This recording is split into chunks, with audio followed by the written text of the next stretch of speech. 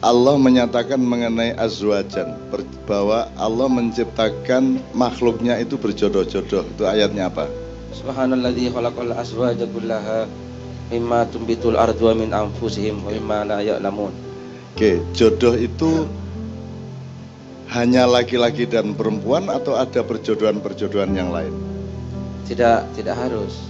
Jadi misalnya air itu H2O, H hidrogen 2, oksigennya 1. Itu jenis perjodohan zat. Ya. Kalau asam sulfat H2SO 4. Kalau NH3 natrium 1, hidrogen 3. Ambune gak enak. Nah, Pak Esa malam hari ini diperjodohkan oleh Allah di dalam kemesraan aransemen cinta dan musikal yang luar biasa, direstui Allah langsung. Anda pikir gampang? Kalau tidak dijodohkan Allah emang gampang. Semua orang yang nyanyi itu yang bunyi dulu musiknya untuk menentukan kunci nadanya, ya toh? Baru yang nyanyi ikut atau disepakati dulu. Pak Esa nyanyi, tidak ada rundingan dulu. Pokoknya dia bersuara begitu saja, dan ternyata tidak ada masalah bagi Kiai Kanjeng untuk memasukinya karena memang Allah sudah menjodohkan mereka. Kan begitu. Dan yang dijodohkan Allah adalah orang yang ikhlas dengan ikhlas. Ya, Pak Muzamil, ada kalimat Allah yang negasinya az-zaniyatu la yankihuha illa zanin. Oke. Kalau orang-orang yang penyelingkuh, dia tidak akan kawin dengan siapapun kecuali juga dengan penyelingkuh. Tapi orang-orang yang ikhlas pasti akan berjodoh dengan orang-orang yang ikhlas. Dan pada malam hari ini semua sampai yang ke belakang, sing ketok gak ketok, sing ning kono-kono, ning wit-witan, ning buk-buk, ning tembok-tembok, semua adalah orang-orang yang ikhlas pada malam hari ini. Dan kita akan diperjodohkan oleh Allah Subhanahu wa taala tidak hanya di dunia tapi juga di kampung halaman asli kita kelak, yaitu surga Jannatun Naim. Khalidina fiha abada. Coba tak tanya, Anda ini makhluk penduduk bumi yang sedang berjuang mencari surga, ataukah Anda ini penduduk surga yang sedang outbound di bumi? Outbound itu wong Jawa ngarani piye? Mampir ngombe, urip ning mampir ngombe. Dadi ini bukan tempat kita membangun sesuatu yang permanen. Ya, kalau mau bangun infrastruktur surga. Itu ya. Jadi kita ini penduduk surga karena Mbah Adam adalah penghuni surga, dan kita besok-besok akan menjadi penghuni surga. Dan sok-sok pengajian ini meneh ya ning swarga ya. Ning kono wis ora ono tausiah, wis ora perlu, wis mlebu swarga, wis ora perlu dinasihati apa. Pokoke ning swarga wis beres urusane, gari bermesraan. Tinggal bermesraan di surga gitu ya.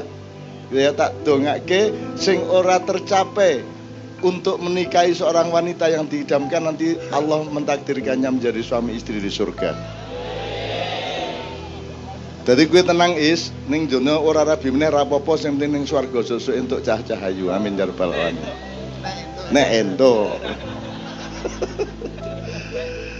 Oke, secara serius habis ini saya mohon kepada ketua MWCNO, karena saya punya saran begini. Ini kan ada tantangan-tantangan kepada Nahdliyin dan Nahdlatul Ulama yang hubungannya sama perbedaan faham terhadap Islam.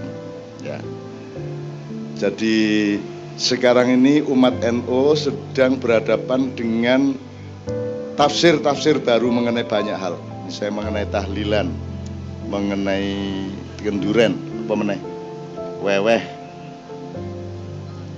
selawatan, ziarah kubur, sedekah bumi, sapi turute. Kita berhadapan dengan al-humaqa, dengan kaum ahmak, orang yang tidak bisa diajak bicara, orang yang ngertinya alif dan tidak bisa memahami a, orang apa meneh kok ho, engko hono coroko haram, engko selapanan haram suwe-suwe, Saya itu minta dengan sangat satu. Nahdlatul Ulama dari pusat, entah bagaimana pengorganisasian dan pengelolaannya, itu menyusun dan menerbitkan buku fikih, katakanlah mungkin namanya fikih Nahdliyah, yang pasti berisi fikih-fikih yang dasar, yang default mengenai hal-hal yang setiap hari menjadi panduan bagi orang Islam, tapi ada tekanan atau aksentuasi terhadap tantangan-tantangan yang sekarang sedang terjadi. Jadi ada fatwa yang jelas mengenai ziarah kubur, ada fatwa yang jelas mengenai kenduri, ada fatwa yang jelas mengenai selawatan, musik dan lain sebagainya. Panduan resmi dari Nahdlatul Ulama kalau ada, itu akan sangat bagus, sehingga kita tidak setiap kali buka meneh aku kudu njelaske meneh ibadah mahdhah begini, muamalah begitu dan seterusnya. Kalau ada buku panduannya tinggal dicetak kembali, dibagi, dan itu sebenarnya tidak ada masalah dengan semua paham-paham baru itu kalau Nahdliyin sendiri punya pemahaman yang cetha mengenai Islam. Sebenarnya pertahanannya cuma itu, tidak usah marah kepada orangnya. Kalau orangnya punya pendapat kayak apapun, biar saja, asal Anda sendiri yakin dengan yang Anda pahami mengenai Islam. Gitu. Termasuk Kiai Kanjeng sejak tahun 90-an awal ya wis diharam-haram kayak gitu. Kita pernah pentas di Ancol ya diprotes karena haram. Karena menurut mereka musik itu haram. Jadi nganti saiki urung paham Kiai Kanjeng musik haram ki piye. Sing dimaksud musik ki apane? Unine, lagune. Nek lagune qiraah iki ya nganggo musik, ngimami ya nganggo musik, mosok ngimami. Mosok azan bunga-bunga Allahu Akbar. Ayo salah. Enggak bisa, itu pun musik loh. Namanya rap itu. Allahu Akbar. Ayo salah, ayo falah. Itu ya musik. Dadi sing piye sing ora entuk iki nadane, nek nada ora entuk ngomong berarti banyak haramnya, mergo ngomong mesti nganggo nada. Piye le kabare, kan ada nadanya. Kalau orang Madura ndak rembek sampean. Ndak rembek cong, yang gitu kan, itu nada. Sing diharamke sing endi? Nek irama, bagaimana hidup tanpa irama? Bunyi, bagaimana hidup tanpa bunyi?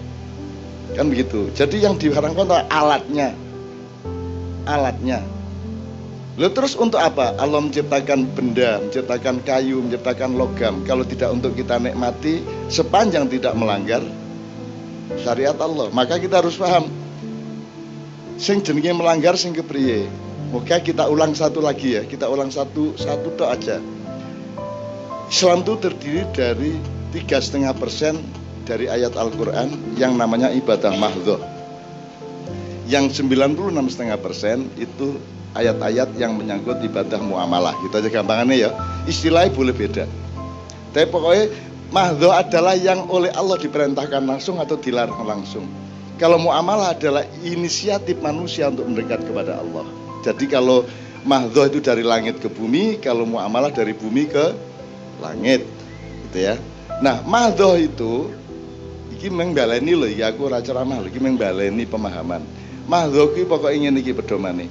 Ojo, jangan melakukan apapun kecuali yang aku perintahkan. Ngono tok.